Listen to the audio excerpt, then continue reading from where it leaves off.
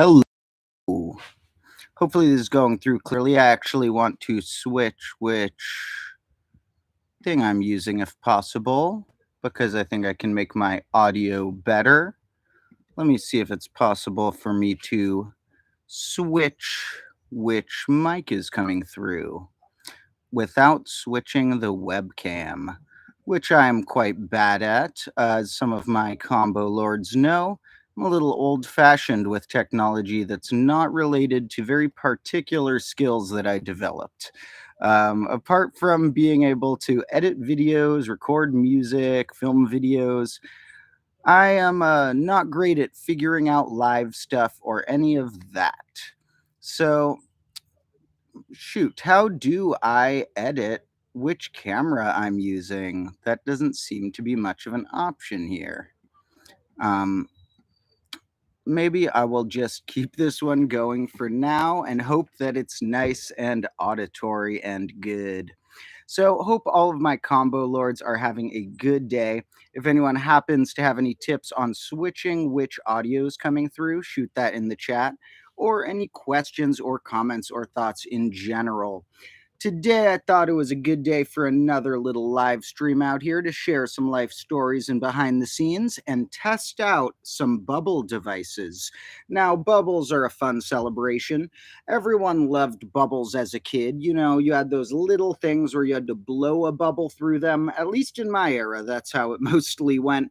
You know, when I was a kid, when would that have been? When I was first into bubbles would have been like 20 years ago when I was a tiny one. And at that point, you had those little sticks you blew them through, and you could make one or two or three bubbles at a time, but you couldn't make a whole flood of bubbles. And now, with technological advancements in our era, I think that one of my favorite ways technology advances is silly things like being able to generate a lot of bubbles in an affordable way. So I have two types of bubble device we'll try out today, probably simultaneously. I haven't calculated, like a comment asked, how many bubbles will fit in my classroom. It's an unconventional packing question because in a typical classroom, your walls are your container because they'll pop the bubbles if you reach a wall. But in my classroom, it depends on wind. As I was blowing bubbles as a test with my friend the other day, we got this classroom full of bubbles when the wind was acting nice. When the wind was pretty calm, you could flood this place. Must have been multi-thousand amount of bubbles at a time in my zone. But when the wind was wrong, they would all just shoot off this massive stream of bubbles from the machines I'm going to show you, shooting off on a random wind current.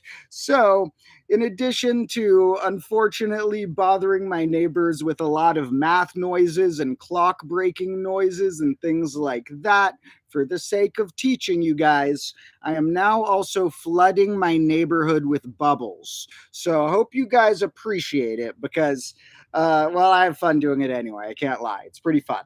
But in any case, we'll call it for the sake of education, which is most of the point, and it is additionally fun to generate a lot of bubbles. My point with the childhood thing was partially that bubble technology sucked in the past, at least affordable bubble technology. Because I'm not going to spend $100 on a bubble machine.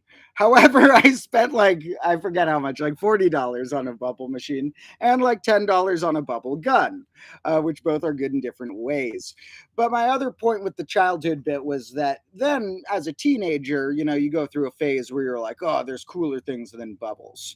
Then maybe you reach a certain age where the combo-ness sinks back in and you realize, maybe there isn't cooler things than bubbles. Maybe they are one of the more fun things to play with. You know, there is a lot of math within bubbles too. We could talk about their geometry. You could even talk about ways in which a four-dimensional bubble might have a three-dimensional surface. Interesting. We'll see that come up in some future videos. And you could also just have some various fun math with bubbles, guessing how many numbers there are, what function they might be following as to how many are being generated versus popping. So give your guesses as you see bubbles today on how many bubbles you think are on screen at a given moment, or a guess for how many you think are in the classroom, which we will define to be the classroom. Is going to count as from that wall to the green wall to the clock wall to the staghorn fern wall to there's a little gap, but we're going to cut off right there where that wall would extend, and we're going to say up until about that height, which is about like 12, 15 feet tall. So that's what we're calling the classroom space for today. Above that, we're calling miniature atmosphere layer, not technically known as that. Well, you could call it that. In any case, we're calling the classroom as ending at about 12 or 13 feet up.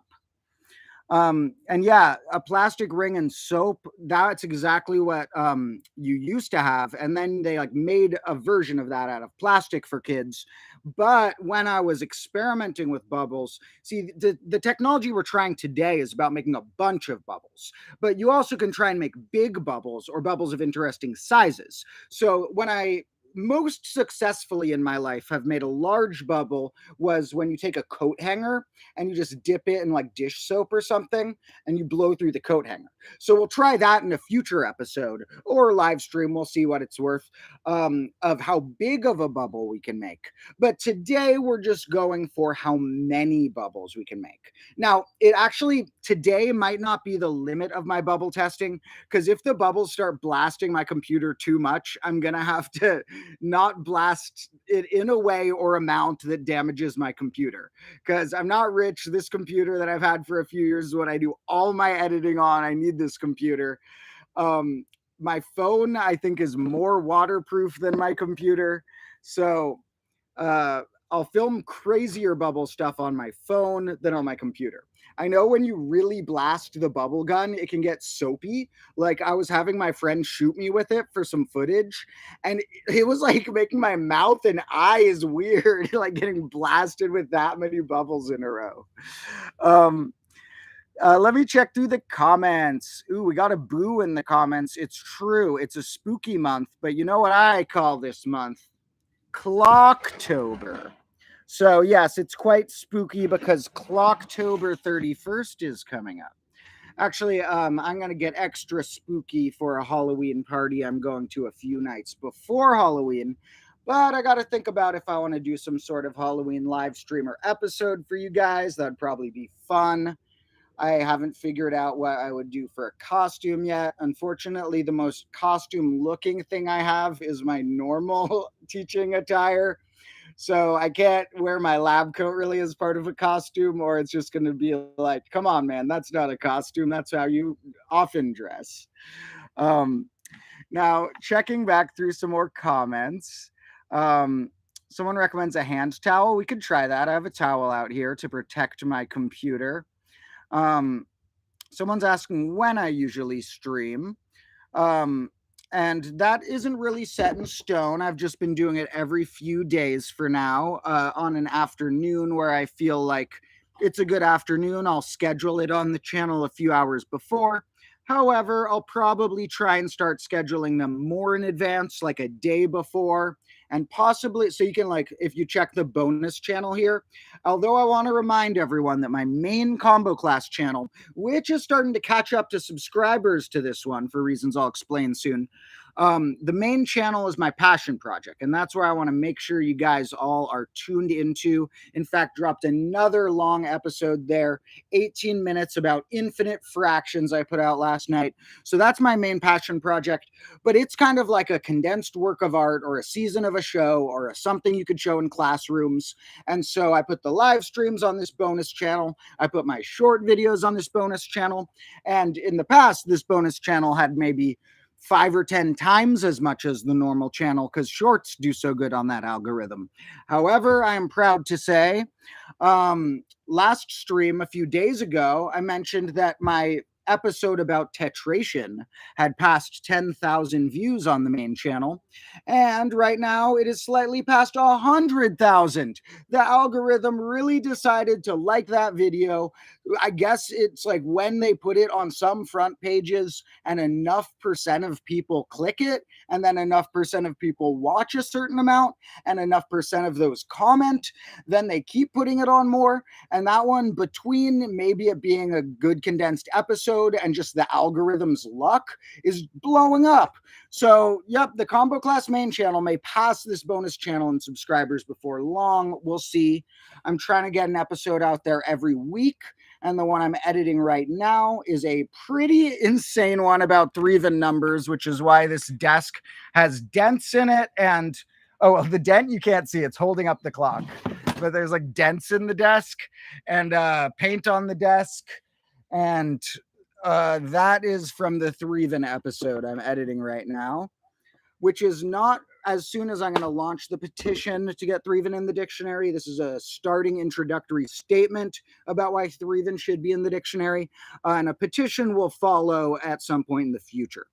I'm also working on, with some other friends who are helping with editing, another episode after that about my clocks and modular arithmetic. So get ready to learn a lot more magic tricks related to clocks and the reasons behind them when we look at modular tables for how mod 2 might be evens and odds in disguise, mod 3 might be threevens and throds in disguise, mod 6 might be the combination of those, mod 10 might be boring and a thing that we're already used to and isn't actually as good as ones like mod 6 or mod 12 and mod 24, which actually might give us some cool magic tricks related to clocks, I'll tell you guys. Now, there's even ways that I found a fun trick related to weekdays by studying mod 7, because, weeks, humans decided weeks count in 7. Don't blame me. It's a random number. I'm not the one who did it. Look up the International Fixed Calendar. I'll talk about it in a future episode, but if we cut the year into 13 months, there's a much more practical way of doing things.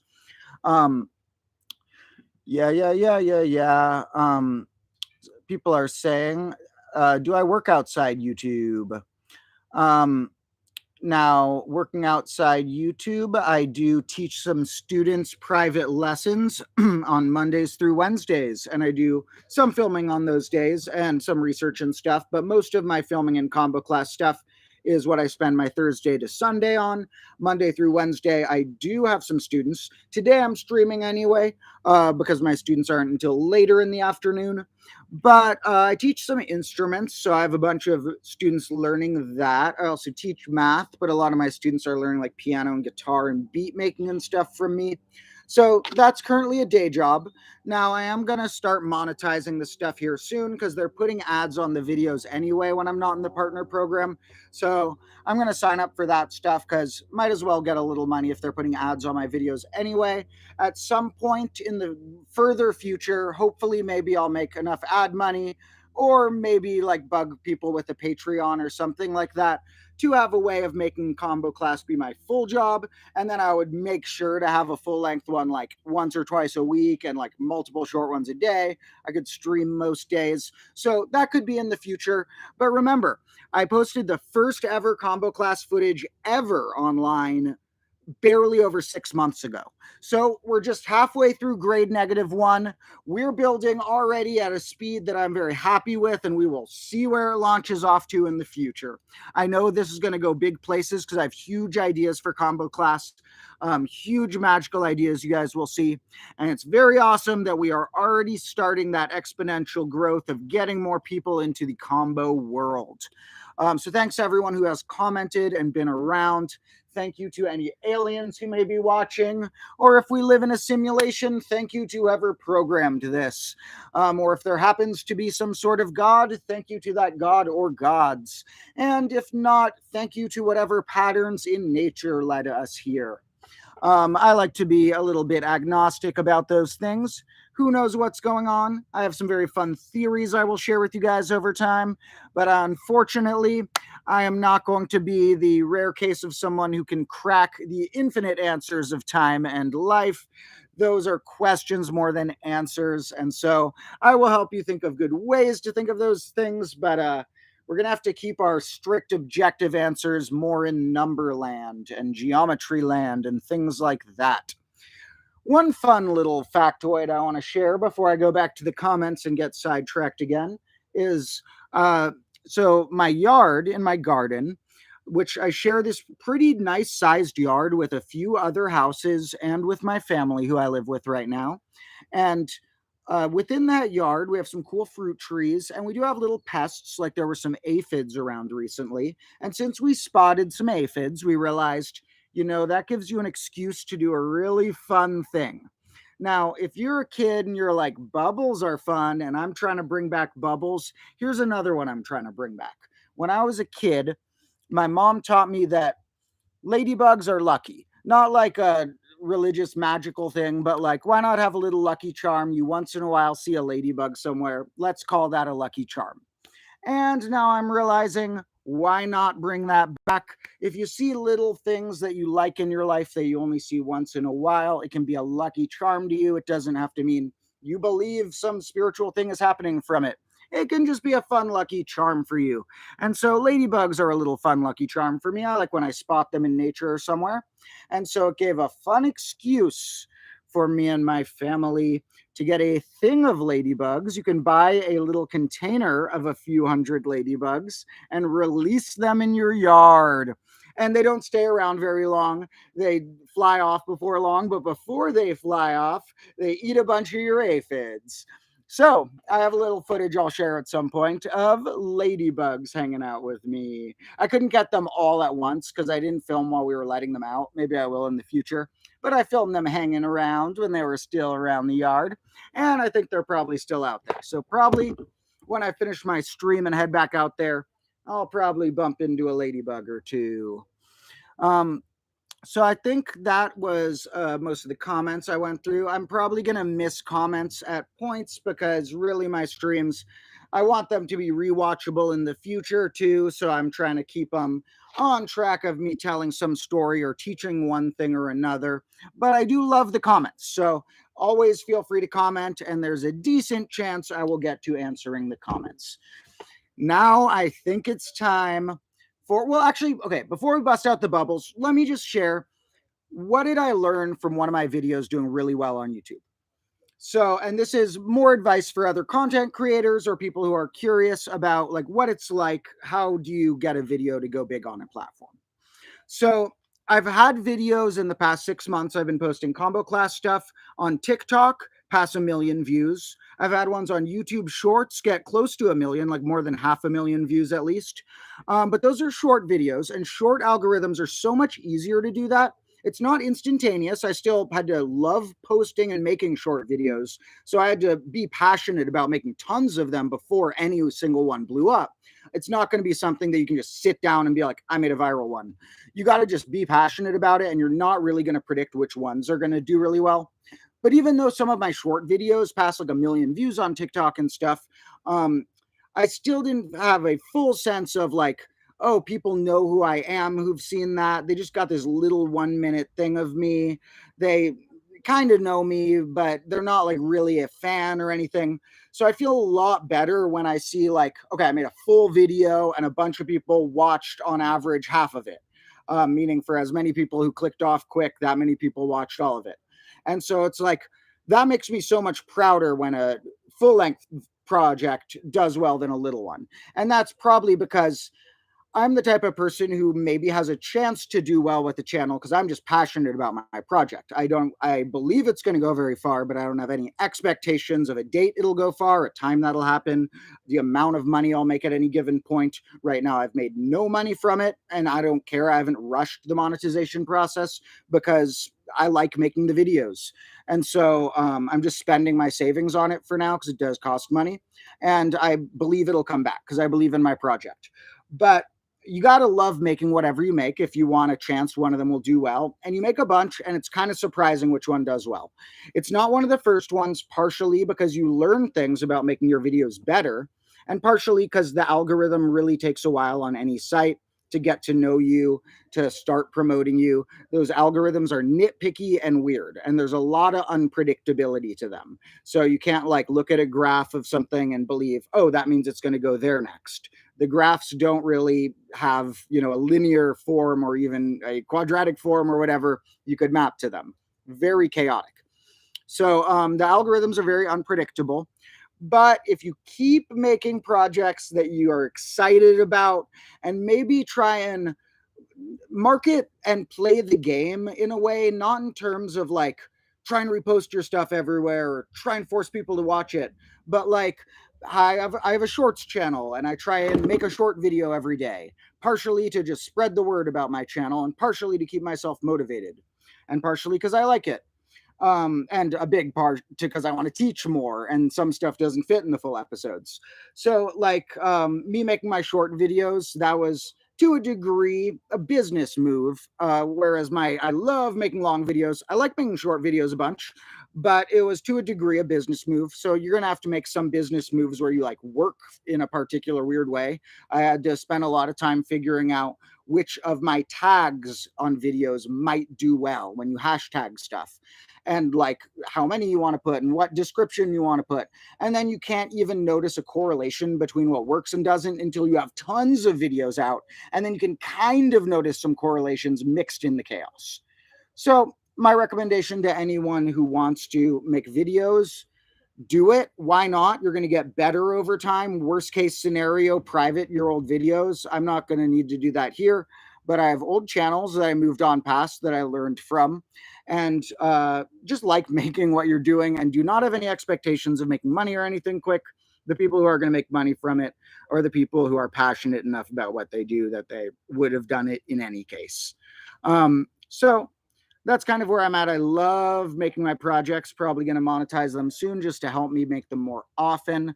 And whether or not anyone watched them, I'll probably be making these, but it's really encouraging and is going to help me dedicate more of my life to it.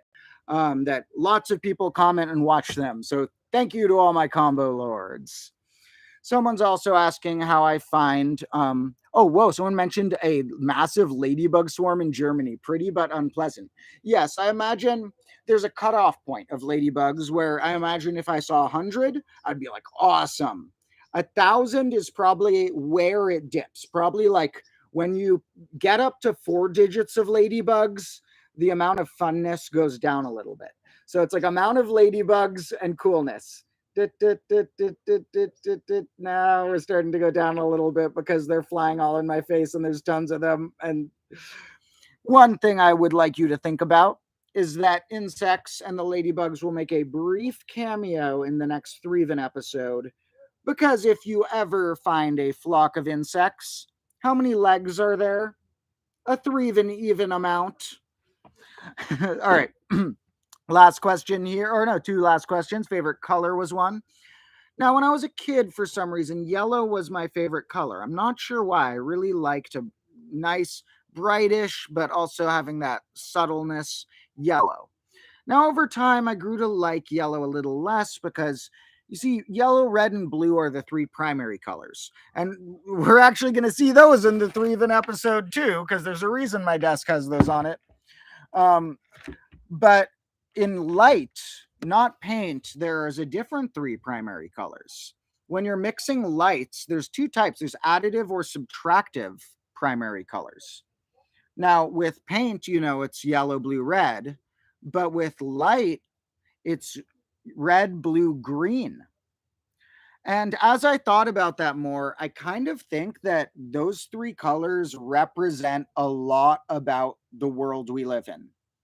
At least Earth, if not life in general. Blue is water and sky. Red is fire and blood. Green is nature and growth. And I mixed with white and black, which are tints. I think that the light primary colors to me describe our world a little more than red, blue, and yellow because I love green. There's a green wall there. You guys haven't even seen inside my small room inside, but it's painted a color called lizard green. So if I ever live stream in my little room in there, you will see lizard green walls. But most of all, it's not the paint, it's nature. Plants are green. I love plants. So I think I grew to like green more than yellow. And I think these days green is my favorite color. And a lot of shout outs to red and blue too. Those are very powerful. There's also some very nice aspects of purple being a color that was rarer in nature, which was why it was associated with royalty. Although here I do have a representation of one spot it may show up in nature, an eggplant. Although in the past, eggplants did not look like this. This is selective breeding, and eggplants used to look like eggs. That's why they were called eggplants. They used to be tiny and lame. Selective breeding made our fruits and vegetables cool. Now, apart from eggplant, there's not much purple. So, blue, you can say there's not much blue tints in nature, but there is blue in the sky and water. So purple, being rarer, has a certain strange air of mystery to it. So purple gets a shout out. There's also something nice about a pure black. I used to wear a lot of black. I still wear a lot of black clothes apart from my lab coat. And or like at least pants. I always like wearing black pants and shoes, unless I'm wearing some fun sweatpants that fit, like feel more comfortable. And so I don't know. There's something nice about a pure black, and it's not necessarily the color on its own, but contrasted with a color, you really feel that color. Someone also asked, someone said all plants used to be purple a long time ago. Interesting. I'll have to look into that. Way back in the past, I wouldn't be surprised if there were purples in many stages of evolutionary history. I only know they were rarer in the human eras. So I'm not sure about before that. That's something I'll look into. Now, someone's asking about how I find more ideas. Some of them are self-discovered by writing and like taking notes about random things I've thought of. See something, try and figure out some math, science, or philosophy behind it. Others are my spin on a classic puzzle or a classic thing you can do with numbers that's shown up in a variety of books and articles and stuff. But sometimes it's like a weird book and article and stuff that has the cool number fact accessible. And so some of mine were my take on reading something somewhere, or usually when I read something cool, I write it down. And then when I re-encounter that idea somewhere else, it reminds me of what I've read. I go back to my notes and I see if I'm ready to create an interesting, unique spin on that would make it unique enough to make a video out of. I also have tons of writings that I really want to publish, and I'm too perfectionist about my writings. I'll try and move past that. But like I've mentioned in streams, I'm trying to finish up a bunch of fiction books. First up, one about a multi-dimensional prank war. Pretty insane book. A lot of math in there, also a lot of absurdity, and also a pure math book that's possibly a choose your own adventure-ish structure of a whole book about Threvens and Throds. Or I might have to do those as two separate ones, my Threven and Throd book and my choose your own adventure math book. We'll see. The lighting is going to get weird, so I'll keep moving this, but we haven't even done the bubbles yet. So we'll see where I need to put the camera when I do the bubbles. Someone's mentioning nature has a lot of different color receptors, and that the reason humans have color receptors related to those is probably because they're important to life. And yeah, that's one of the amazing ways in which we have co-developed with nature. It was probably important to tell the differences between red, blue, and green, and stuff like that for our eyes. Whereas other things, like there's shrimps that can see so many more colors than us because we have 3 cones in our eyes.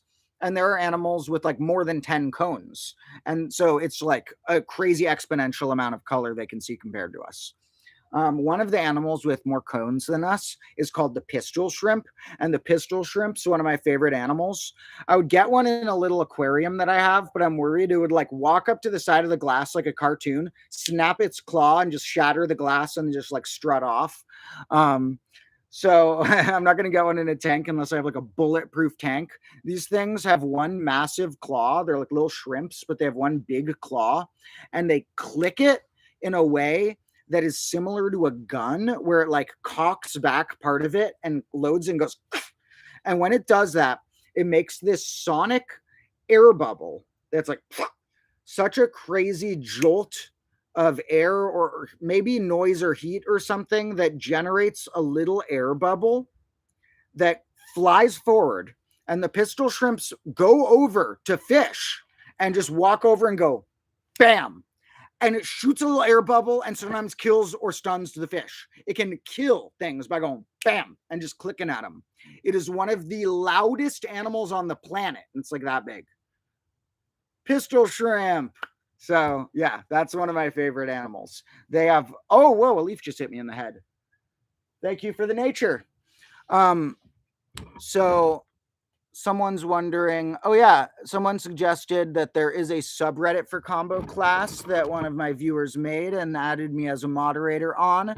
So yes, my fans can feel free to head over there if they want to suggest any video topics ever, or make weird memes out of my content, or post thoughts you have related or questions of similar topics that have been covered or could be covered. Feel free to post whatever you guys want there. Also, if any of you are diehard fans who really have been watching this a while and think I might recognize your name from comments, let me know at my email, which is linked on here, the Combo University. If any of you want to help me like moderate or do stuff like that on pages or even streams in the future. All you diehard types of fans who really like this stuff and who believe in my dream, feel free to reach out to that email, combouniversity@gmail.com. Now, people are wondering about colors, which is great questions. Blue is something I have here. You guys want to hear something funny? All right. I thought this was pretty funny. I almost made this into a short video, but it wasn't quite worth that. So I'll share it here. So this is Bubbles solution I bought online. It doesn't have many instructions, but it does have important information written on it. And let me read you guys the important information. First, we got recommended for outdoor use only. It makes sense. Then we got do not drink the bubble solution. It's like, okay, we're getting intense with this important information. Do not drink the bubble solution. Then they say, if swallowed, now I want you to guess what they say to do if you swallow it, like contact poison control or something. No, it reads this. If swallowed, drink plenty of water to dilute the solution. If you swallow it, they're like, just drink a bunch of water and you'll just have like a bunch of bubbles. It's going to suck, but if you just dilute it, you're good. And then next they go, if the solution enters the eye, immediately flush with water. They just like anything goes wrong with this solution, just dump a bunch of water on it. It does make sense. Now, obviously, be careful with this stuff. You don't want it in your eye. You don't want to swallow it. But I found it kind of funny that then they go, if any irritation occurs, seek medical attention immediately. So if any irritation occurs, you immediately seek medical attention. But if you swallow an unspecified amount of it, just drink a bunch of water to dilute it. So that's the important information here. I just thought that was kind of funny. Obviously, don't test that out. I'm not sure how much I believe them that drinking water is going to just make you fine if you drink this stuff. Be careful with this stuff. When I got even a little in my mouth, it tastes gross. I wouldn't imagine wanting to swallow much. Don't sue if swallowed. Yeah, I imagine they would put something like that on there. They didn't. Luckily, I'm not a lawsuit guy. I don't believe in dragging people to court unless someone tries to cross me in the future. Unless someone tries to make me have to, I'm not going to drag anyone to court. Court would be super annoying. I actually have had legal things in the past. I don't think I'll specify those on this stream. Haven't had to go to court. Have been in handcuffs. Nothing too crazy. We'll get into that in another stream. So bubble solution. Ages 3+. Good thing I'm more than 3. Or maybe they mean you have to be a threven age. Maybe 3+ is their way of saying threven. So Yeah, I'm not a Threven age. Damn it. All right. In any case, it's 2 liters here. I got 67.63 fluid ounces. Now I got about 1.2 liters left. However, actually, I guess I don't need to add any to my devices because the devices I already loaded up.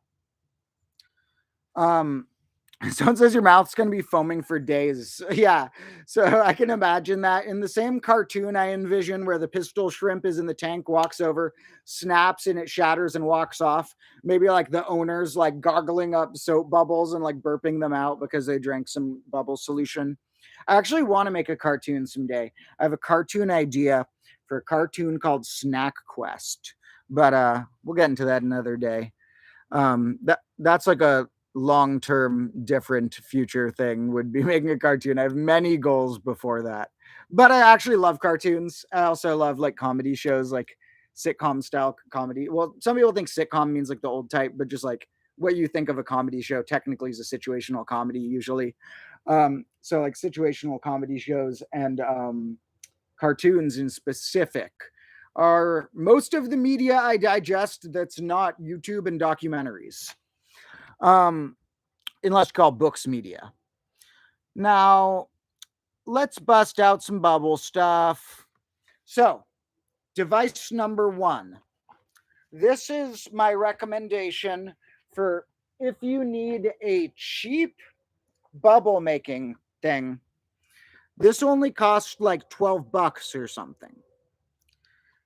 You got a bubble blaster. I'm not like sponsoring this brand or anything. I just mean like this type of thing. If you buy it, costs 10 to 20 bucks, I think, maybe even less. So this needs to be reloaded a little bit. You put it at the bottom of the gun and then you are ready to blast. Now, some bubble solutions you do have to mix with water. This one is just pure bubble solution. It's not like a extract. So I'm just going to pour some in. And then once I start pulling this bubble gun trigger, now, oh, I guess I should say, just because I don't know how weird algorithms are, I am not pro owning a gun for safety. You shouldn't own a gun unless you like absolutely needed to, or unless you use it for a really practical type of eating food that you hunt. Um, or maybe if you are incredibly safe and only take it out when you are like doing a fun shooting practice and don't pretend it's going to help you be safe against a burglar.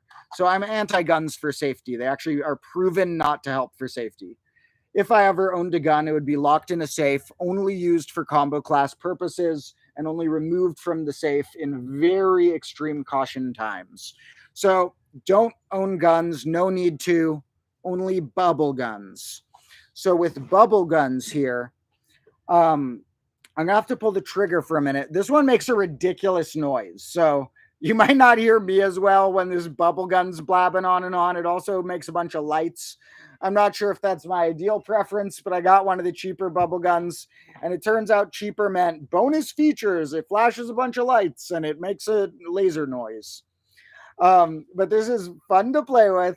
I got it set up last when me and my friend were here, and we got some fun shots that I don't know if they'll fit in an episode, but of me like sliding down my broken desk, like shooting out like James Bond style bullets from the bubble gun.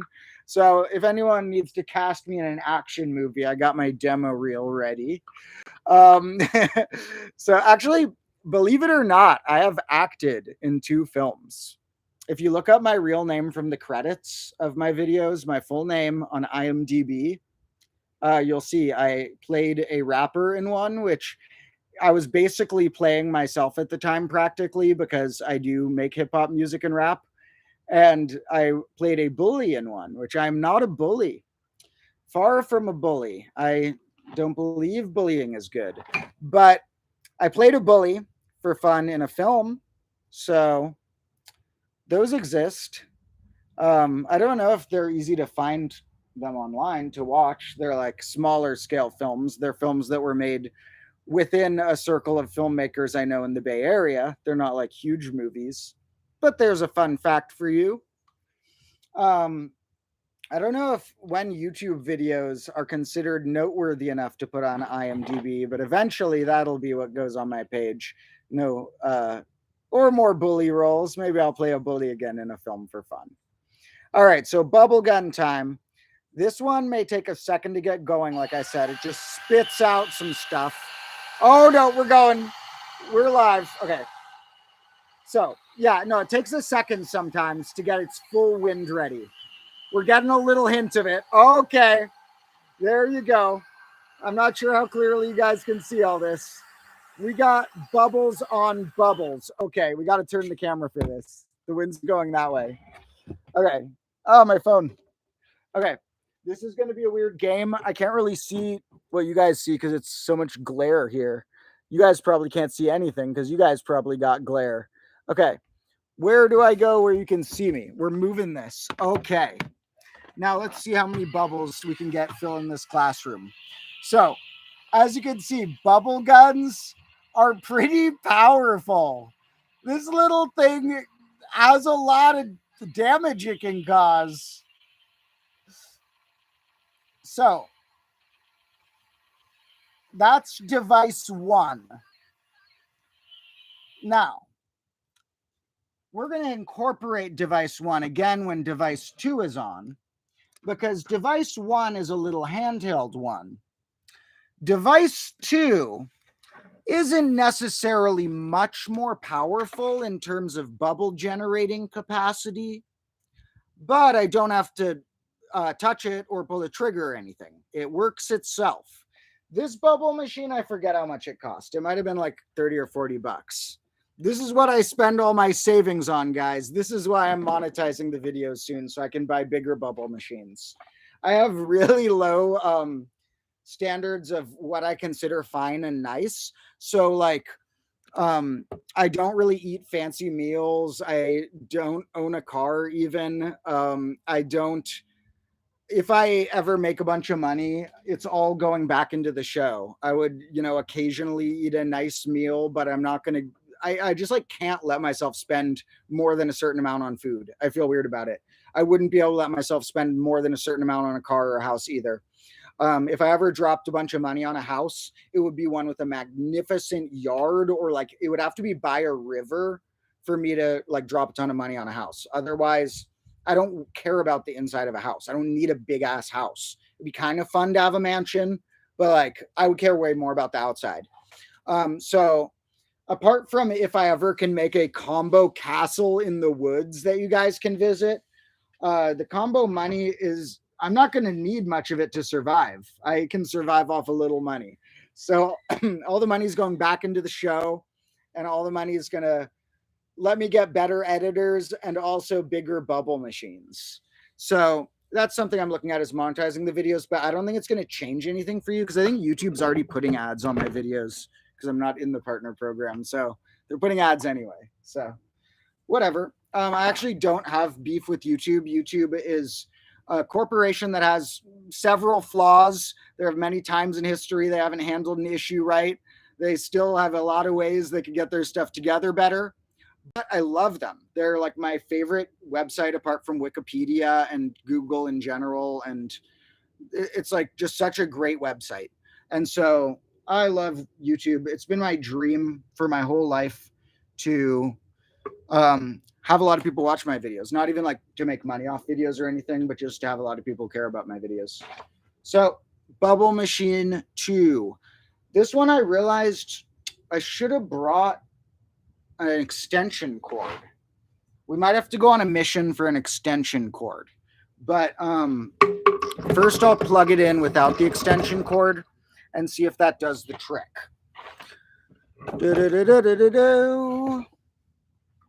All right. Leave your guesses on how many bubbles will be on this screen after 10 seconds of this being on. I don't know if it'll be a lot or a little.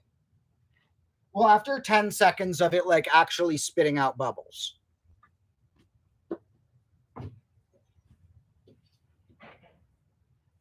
Oh, damn it. This doesn't even fit in the wall socket without an extension cord. All right, we're going on a mission for an extension cord real quick. not going to let you guys see my address, so got to be careful. But you're going to get a rare tour. Who's ready for a rare tour? Um, Someone recommended to save some combo money for retirement and energy. Yeah, I'll save some money, but I care more about investing it into the show so I can make people learn and learn and learn. But yeah, I'll save for the future too. This is what some people think is the combo class. It's not. It's a kind of a music recording studio to a degree. I'll show you more about that building later. But when I take people back here and I'm like, hey guys, you want to see my classroom? And I'll do a really deadpan on purpose where it looks like I'm talking about this. And I'm like, no, no, no, no, no, back there. All right. Combo school is about to be revealed. I actually do want to start something like a school someday, not meaning that it'll give out diplomas, but meaning like a place you could either take free online classes, maybe even free in-person classes. And like, I want to make a whole like weird new type of school where you can go there to learn. You could go there to get therapy. You could go there to collaborate on art projects with people. And there would be nature there that you could hike in. So that's my idea of a school that I would love to start someday. So, Combo Academy, someday, maybe a thing. We'll see. Or Combo School. I don't know what we'll call it. Or Combo College. I don't know. Combo College rolls off the tongue, but I kind of like Combo Academy. So I don't want you guys to see my address. So, whoa, that was a weird bug. Whoa, what's that bug? I love bugs, but what was that? That one was big. This is a train car where us and a few other houses where other people live all share laundry and stuff. A train car. Wonder how that got here back in the days. Maybe related. No, I don't actually know the story. I didn't make it do something cool to get here. I'm genuinely wondering how it got here back in the days, but it's got to be related to those train noises you hear in the background because I live only a few blocks from the train tracks. And beyond the train tracks is the marina, where it's a great place to hike and bike, but some of you know my legs are still recovering. And so, been missing out on my nature as my legs are now able to walk again. Gonna start going to that marina again more. All right. So, someone said I'm their favorite Fortnite streamer. There was as someone who used to comment a bunch on my videos, at least on TikTok, maybe on here too, and be like, describe this video in Fortnite terms.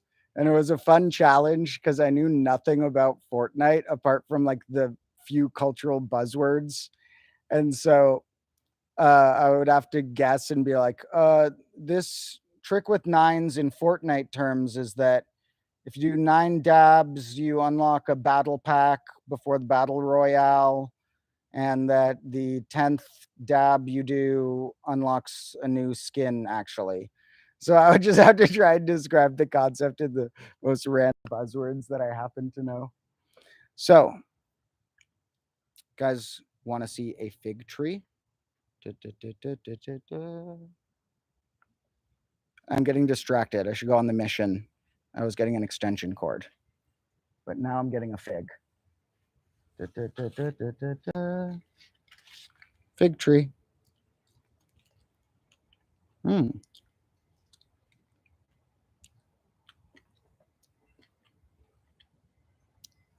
Hmm. Sorry, guys, I had to have a little fig break. I'm gonna block this for 1 second just because I don't want like anyone to see any address like stuff. Whoops. And now we are approaching the combo corner that you might recognize that I filmed 1 or 2 episodes in. I'll show you guys music lessons on this piano sometime. I got fig on here. Looks like it's a lot of fig. So I'm here not to teach a piano lesson, not to scrape fig off my teeth, but to get a power strip. without destroying anything. Hope you guys appreciate coming on a little field trip here. Could have just left y'all out there.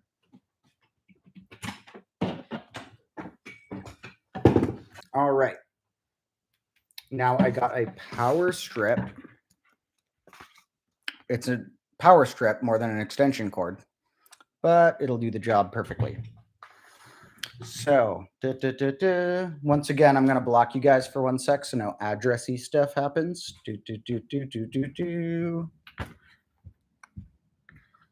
And we are coming to the unblockable zone.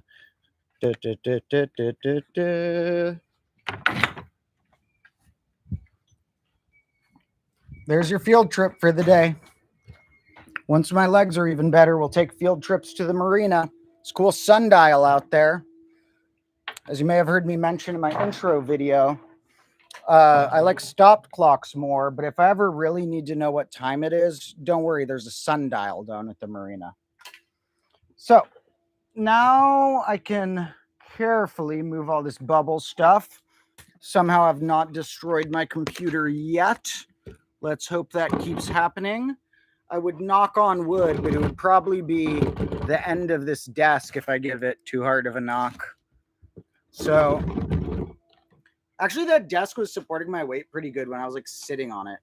I was like sliding down it and stuff the other day. And then I was like, if this thing breaks again, and I had to tell my surgeon, hey man, so I kind of need to get the surgery again. It's like, again? What are you talking about? So yeah, so I kind of teach a crazy educational show that involves a broken desk, and it fell on me.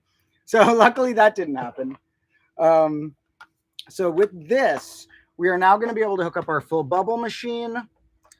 And it's, like I said, it's not necessarily more powerful than the gun, but it's just going to like do a steady stream that I don't have to interact with. So here we go.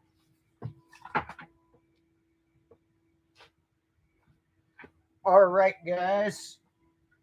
Bam. Now, where should I put this? I will. Let's see if it'll work just like shooting them upward here. We'll take a look at it for a second before we try and dodge it, because it's going to be shooting right at the camera, kind of. So there's our bubble machine. We're going to see if it has enough of a upward tilt on that hill to like shoot them over the desk or not. Where's this thing's on switch? There we go. There, whoa! Okay, escape, escape, must escape.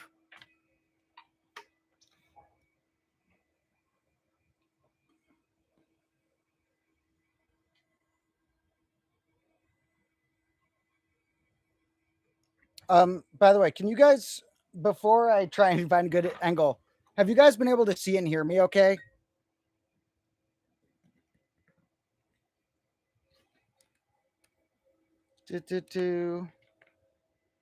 Cool. I'm kind of confused how it's working or which webcam is actually doing the job. I guess I accidentally set them both to something or another. I'm genuinely bad at figuring out the webcam stuff because I'm too old-fashioned.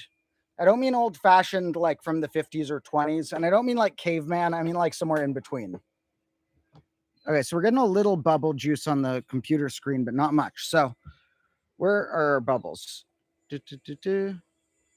Ooh, yeah. That's what I'm talking about. This is what I need.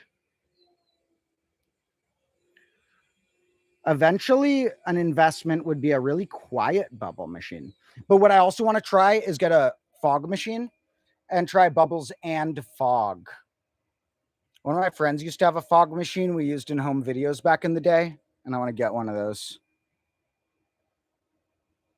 All right, time to test the machine and the gun as a combination. Okay, so as you can, let me show you what I mean of wind tunnels that it does. They're all staying like where the wind blows. They go in one current to like one place. Right now it's coming in the classroom. Right now it's doing good. Okay. Yes, we're filling the classroom with bubbles. Yes. That's what I'm talking about. Now, I wonder if I turn it off, how long they stay. So, because like if I film a video, I probably won't have it on during it because of the noise, unless it's really far. So, now what we're going to do is I'm going to set you guys up here. And I know you can't see the whole classroom, but we'll fill this zone.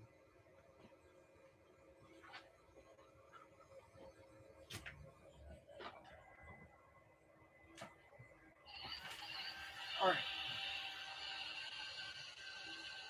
That's what I'm talking about. Bubbles.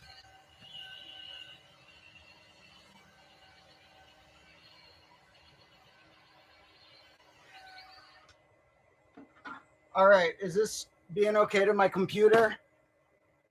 I hope this isn't a bad idea. I'll move the position of this so we can get some more good angles. Now, we're going to try computer here for a bit.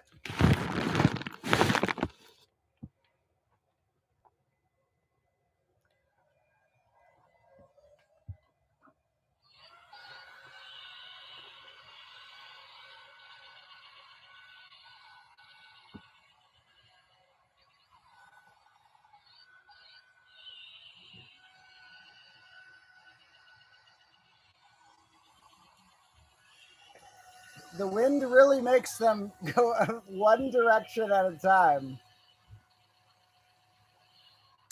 All right, we're going to pause this for a second.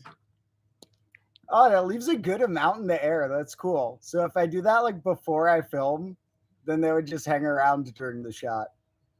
I've done that with the bubble gun. If you've ever seen bubbles in the beginning of one of my short videos, that was the bubble gun. But now that I have the bubble machine, it fills the room a lot better.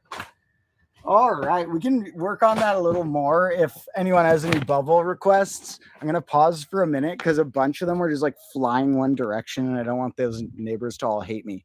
Luckily, one of the sides, I know the neighbors have some kids that play on a trampoline a lot, and I feel like they're probably going to be fans of the bubbles flying over the yard. All right, so I'm going to set up just to chat again for a bit, and I'll just try and aim the bubbles a little bit to the side. Oh my God, this chair is like soaked with bubble juice. It like really soaks stuff when enough bubbles pop on it. You forget that each bubble adds a little bit of soapiness. So let's get you guys somewhere good. I need this somewhere safe because the other chair now has bubble grease all over it. All right, guys. We got a weird angle here, but this is going to work for a moment. I'll start flooding some bubbles in the back right there. Try not to aim them at this too much, and then we'll just have a good background vibe of them while we continue to chat a little bit. Taking the bubbles off the front burner of the attention, but we'll try and get a little stream of them just to, spruce up the mood a little bit.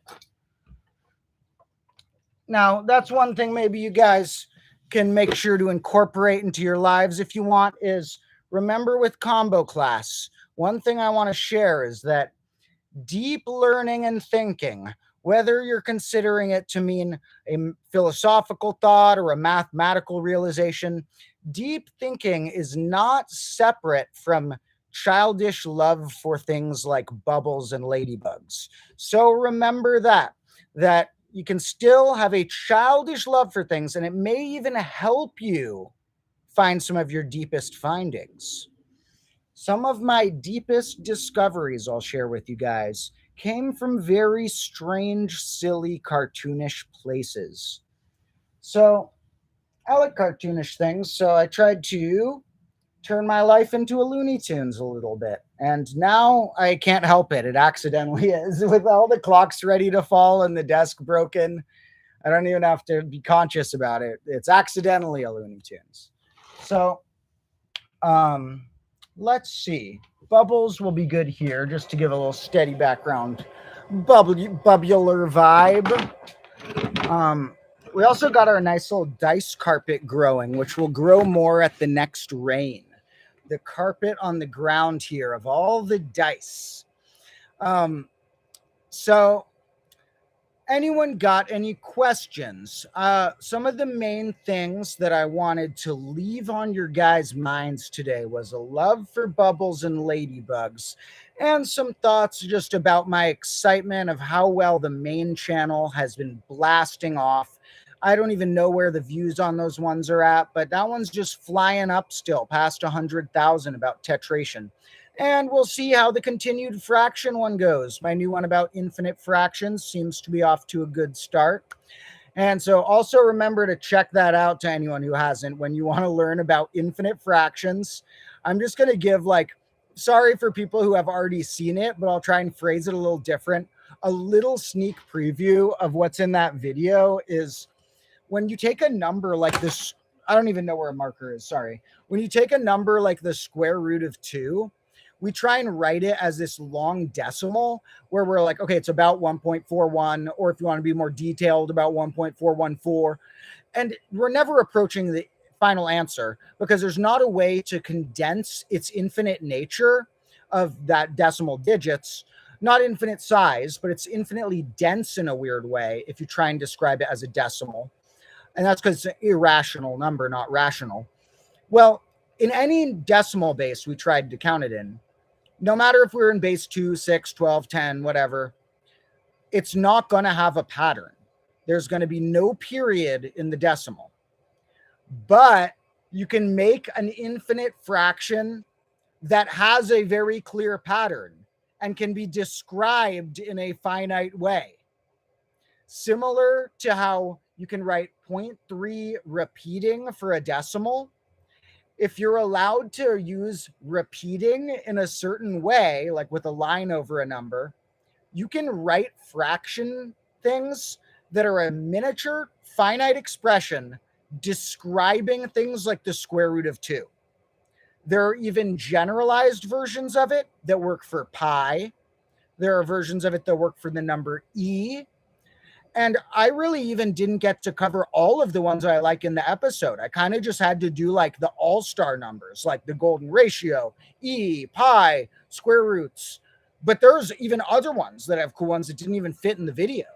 So infinite continued fractions are so underrated and awesome.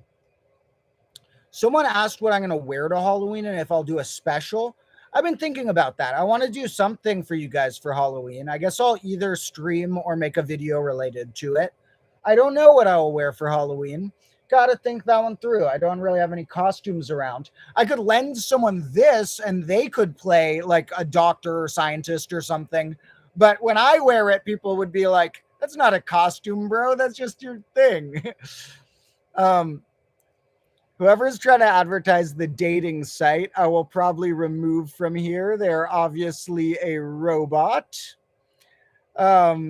Someone liked the golden ratio demonstration. Yeah, that's one of the more beautiful ones. I even skipped a step in the full video just because it was already 18 minutes at the end, where you can prove the first bit where I started with saying, given that the golden ratio is equal to 1 over it, or it's reciprocal plus 1, which is 1 over itself plus 1.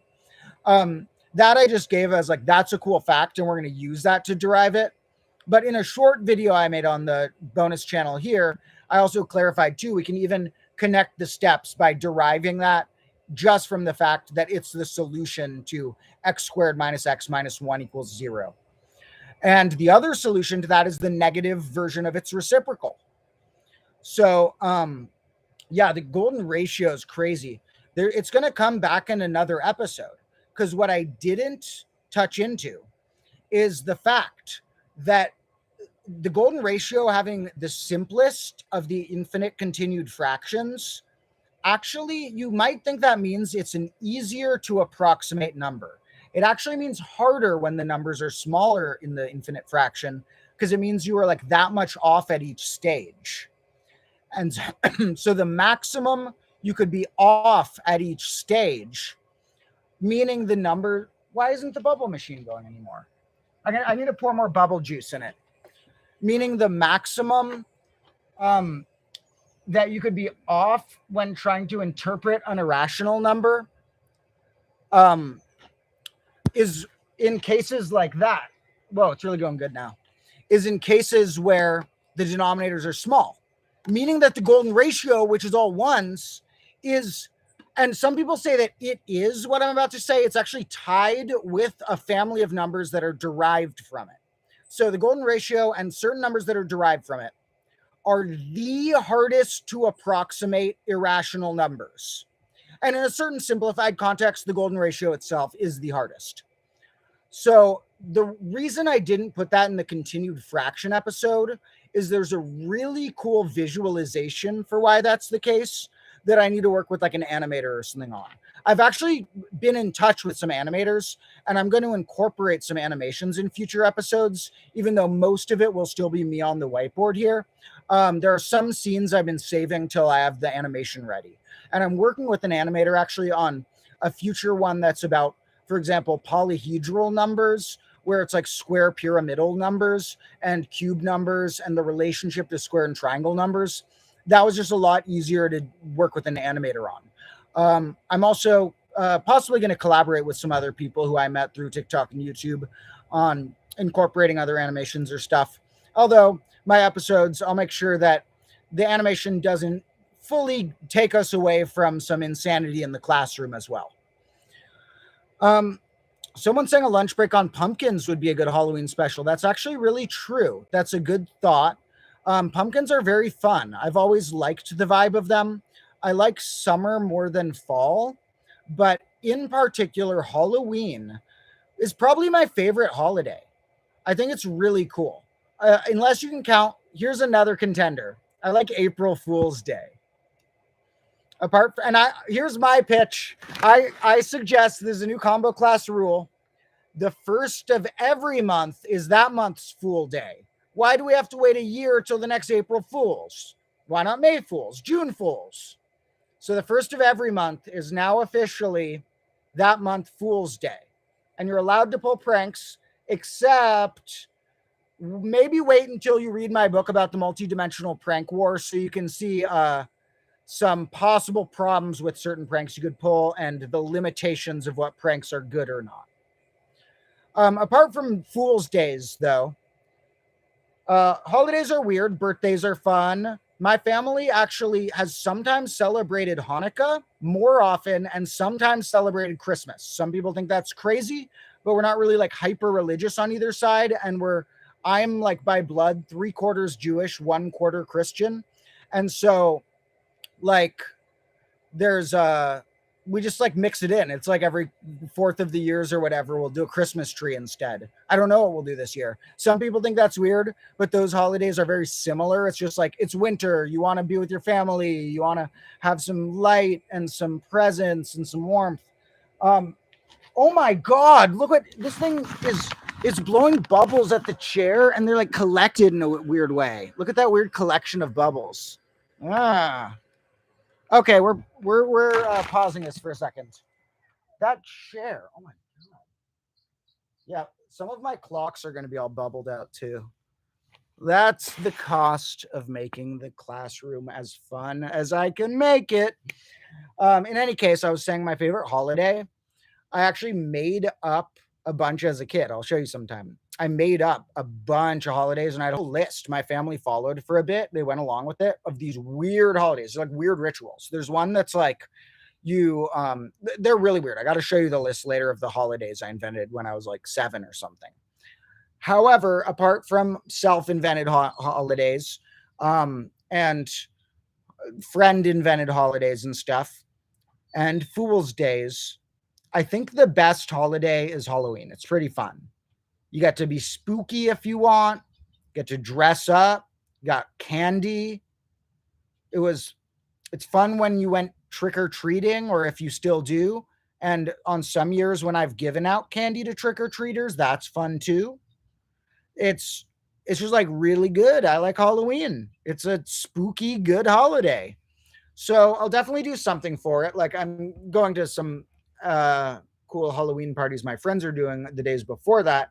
I'm not sure if I'm going to be busy on Halloween itself, but I'll try and make sure to either do a stream or a Halloween related video, and I'll make sure to wear some costume or another.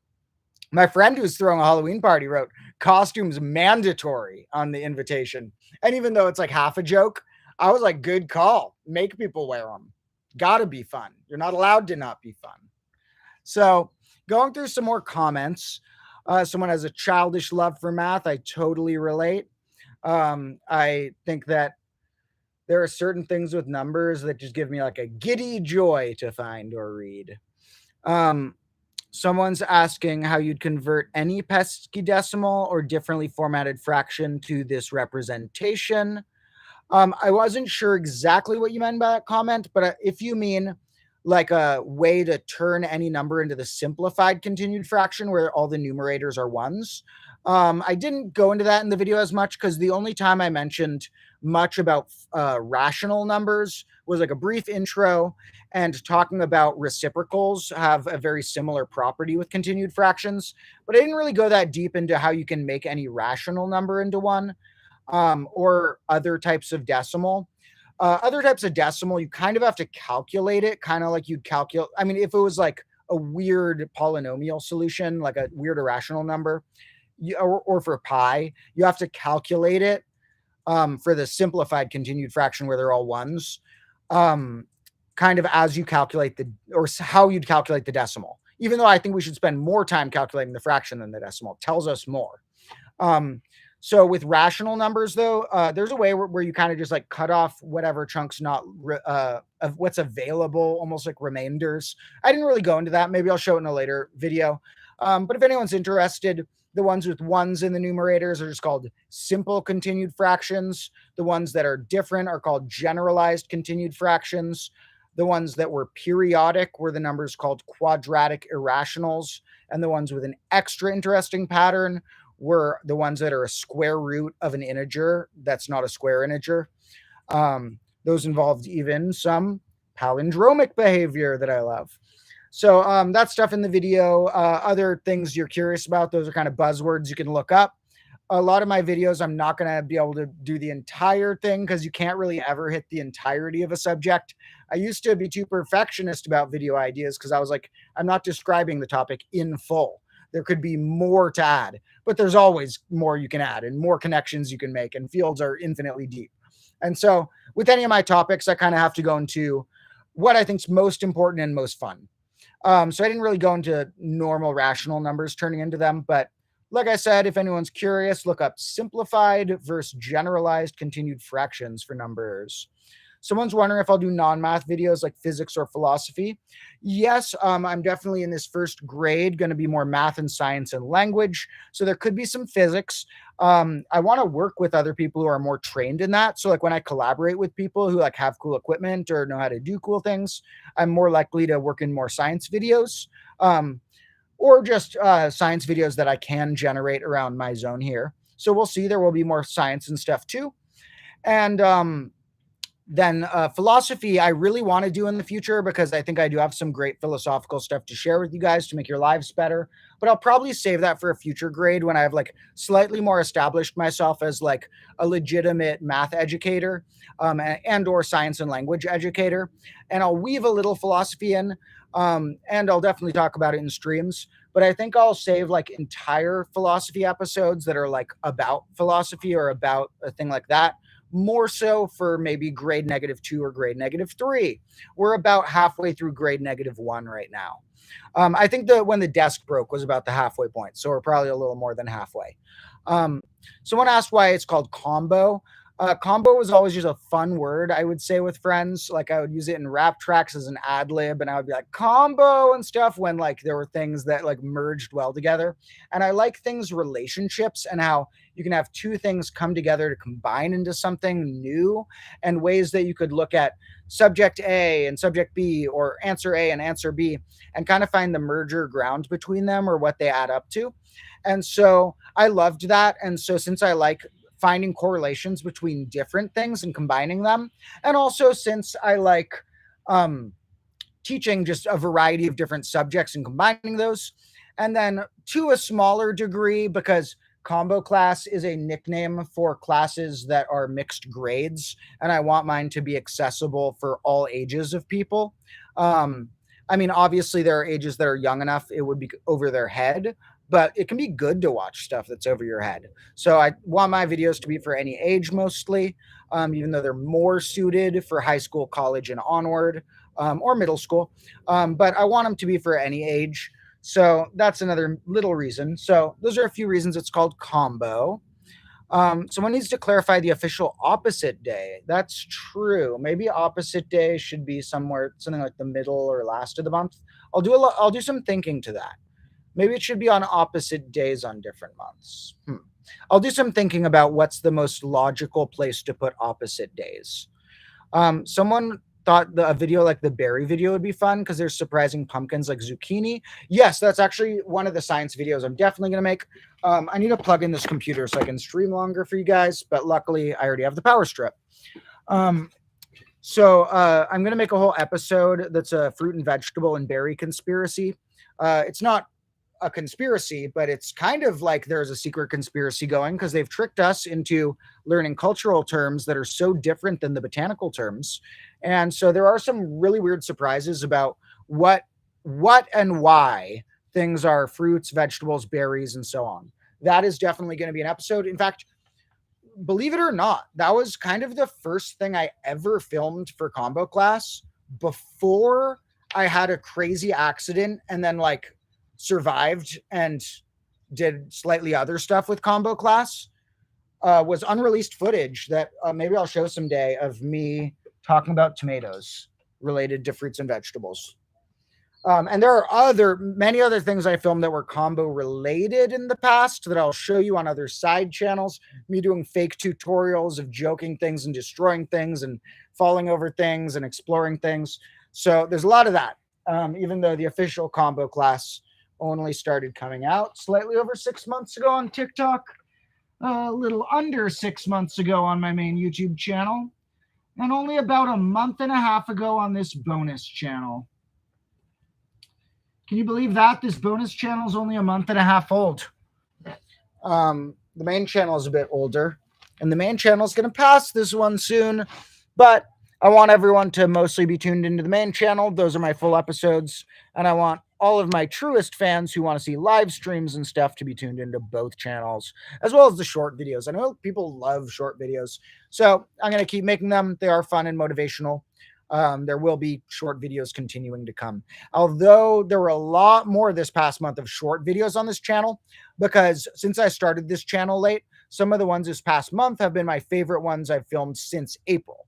So I'm pretty much almost done with like any old ones that I would repost of my favorites that aren't on YouTube Shorts yet.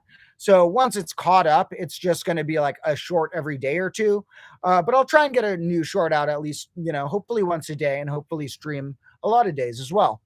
And my main goal is to make sure my main channel gets a full episode about once a week. My end goal of a schedule, I want one out every 6 days. I like the number 6. It'll make it land on a different day each week. And 6 is great. And it's a little less than a week. So it's a little more fun than getting one once a week. But I don't want to make a full channel episode every day, or they wouldn't be as good as I could make them. They take some time and thought and energy and all that.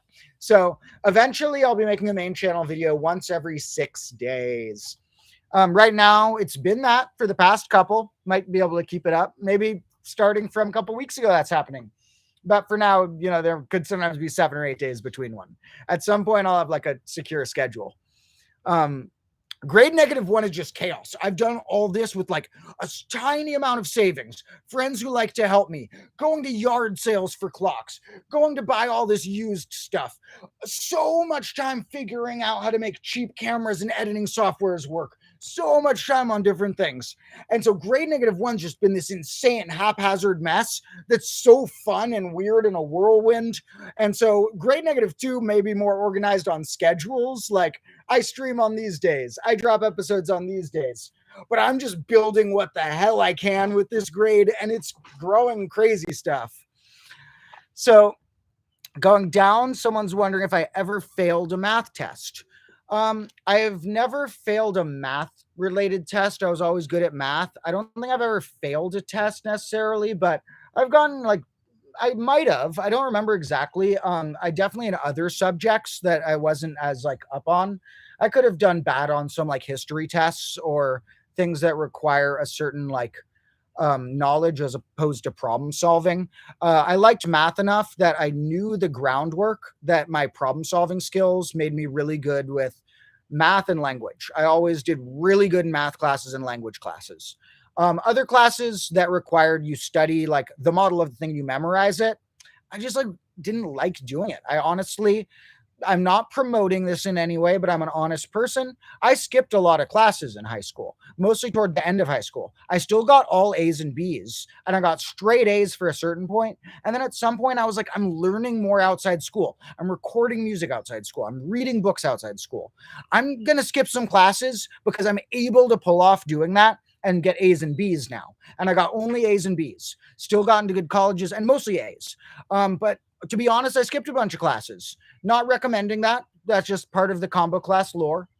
Um, so I don't honestly remember because I didn't put that much stake in test results. So I wouldn't be shocked if I failed a small test. But if I did, I think it's pretty unlikely that it was math or language. It would probably have been like history or a type of science that requires a lot of memorization or something like that. And someone's asking what my like professional background is. I don't have an official degree. I've taken a lot of classes in it, but I never really turned them into a full degree. I've done 2 years worth of college. I got good grades in high school in that. And then I transitioned into other stuff. I trained to do music teaching by running retail at a music shop and learning a bunch about instruments and teaching. And so I became a music teacher. And then I kept studying math, taking a few math classes for fun, and just reading an insane amount of articles, reading an insane amount of books. And so I don't have a technical math degree. You guys are going to have to trust me that, I will tell you things that I say, this might be true. I don't know about this. And if I tell you something's true, it means I like read it from multiple sources. And I think that people can learn more without requiring a degree always. That's the weird path I chose. I'm different. Like I said, not a recommendation, but I've done most of my learning from reading. So, and writing. Now, let's see. I think I got through most of those questions. We'll probably in a little bit do a few more bubbles and then maybe wrap up the stream because I am going to have to teach some students in like an hour or two. And I might as well get ready for some other stuff before that. And maybe find some time to start editing more on that Threevens episode. Show you guys a little more about why my desk has dents in it and paint on it. And why my lab coat has paint on it. Although the inside of the coat's starting to get cooler than the outside of the coat so the outside of the coat was really dirty, but I don't care. I wash it and it still stays dirty because it's marker. And so I don't care. It's a real lab coat. It like protects me from thorns and stuff. It costs like $60 or something. I'm not rich. Someone want to send me a lab coat? Then for your request, I'll wear a clean lab coat once in a while. But usually I won't because I don't care if my lab coat's dirty. Sorry, guys. Dirt is okay. Dirt's good to learn with. You don't want to eat dirt. I don't want things on here that are going to smell bad. But marker, I don't care. So it was all dirty on there. But then I was like, okay, I'm going to film an intro shot for my episodes that are focused on my clock quest. I already burnt a clock for my main intro shot for the show. I'm going to do an alternate intro for these ones called Clock Quest that come up once in a while in the series. They're like modular arithmetic with clocks and stuff like that. So I filmed that where I burnt another clock. And right at the end, I was like, oh, I should put this out with my lab coat. Like half because it's a actual practical way to put out the fire without needing to get everything wet with the hose. And half because I was like, oh, maybe it'll look cool in the shot. Like they'll recognize the lab coat. Now, what I didn't realize is that lab coats don't burn. So it's like designed not to burn. It's a lab coat. And so it didn't get burn marks really. It got melted clock on it. It got melted plastic. Now there was also dice around. So I do have this melted dye stuck on there, which is pretty cool. But this was on the inside of the coat that I got all that because I happened to just rip off the coat and throw it on without realizing it was the inside that was getting the melted stuff. So then I was like, okay, normally I'll just have this on the inside. It's kind of prickly now because of the melted clock. So I need to wear long sleeves on the inside or wear it inside out. But then one day I was filming this Threven episode that I'm editing now. I filmed it like a week ago, and I was like, okay, I'm going to wear it inside out so that the dye is showing. So I have like my cool dice in the shot that's etched on there. And then in the Threven episode, I got paint all over it. And now I kind of like it inside out more because the non inside out has more like normal marker and the inside out has a little normal marker, but it's paint mostly. So, because I was this, you'll see why all this got on me in the Threven episode. But now I like it's like more logical to wear it inside out so it doesn't prickle me and so it looks cooler. And now that I wear it inside out a bunch, it keeps accumulating the crazy stuff on the inside out part and making it more and more that I need to wear it inside out. So I'll try and flip it once in a while to keep it balanced. So the inside and the outside eventually have melted clock, inside and outside end up being coated in paint, and so on. So, yeah, paint episode. It's not the whole episode is a lot of different Threven related things. So the paint is mostly like a 1 minute scene about paint, or maybe a 2 minute scene about paint. But since the paint was in the shot, when I kept filming, the paint that was in the previous shot continued to cause a little mayhem. It takes a while for this type of paint to dry. And so when I would like paint something, it would like stay wet for a while. In fact, you guys want to see the one that didn't make it in the video is here. I got a test run. This was the first take when I tried to get the paint out, and it took like a year to get each color out of the thing, squeezing it. So I was like, okay, now I'm going to get them readier to go. Let's actually do a shot where it doesn't take a year to squeeze out the paint. And so who's ready for a little spoiler? Shut your eyes if you don't want to see something color related in the episode. It will be here for 5 seconds. This is something that may appear in the episode. So we'll see, that's obviously related to this, and we will see the rest of the paint action. Hopefully, I will have that out on Sunday at the end of this week, maybe even Saturday. Although some people call Sunday the start of next week. If you ever hear me say start of the week, combo class default, unless I specify otherwise, assume I mean Monday. The work week, we're so used to it that I don't care if a calendar puts Sunday first. I consider Monday the start of the week. So if you ever hear me say start or end of the week, I mean Monday is the start and Sunday is the end. We'll specify if we need Sunday to be the start, and like I said, I actually do have an episode later about this thing called the International Fixed Calendar. So I do have some suggestions in the future, some of which are already mathematically proposed and I'm just jumping on board with, and other ones that are my own suggestions of ways we could divide up the year better. Now, I probably will log off pretty soon because I do want to get a few random things done around this classroom before I teach my students. So if anyone has any last questions or comments, feel free to drop them in the next 3 or 4 minutes. In any case, we'll get one last blast of bubbles to end it off, and I will last as long as it seems like it's not going to damage the computer. I'll just let the bubbles go crazy, and when it seems like the computer is getting chaotic, I might just shut the computer and the stream might end. So I'm going to give you guys an early goodbye if that happens and say I love you all. Combo class is a place of learning, and it's also a place of love and of laughter. You got to laugh too, but you got to learn and you got to love.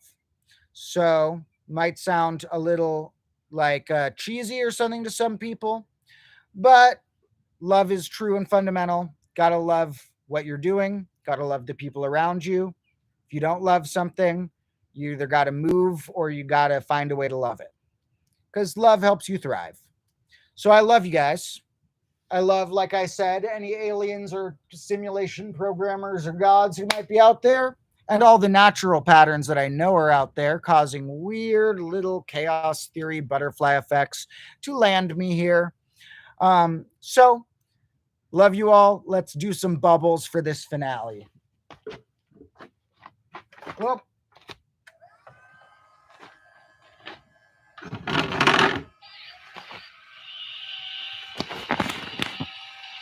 see, right now the wind's going where it's blowing them over the fence.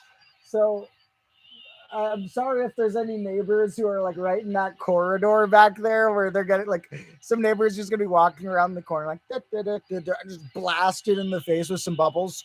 So sorry to if whoever that might happen to. Someone said I was good in language classes. What language did I learn? I will answer that, which is I actually don't mean foreign languages. I'm not super trained in that. I know a little Spanish, but not enough to speak it. I just know a little Spanish from taking some classes in that and visiting Mexico a few times.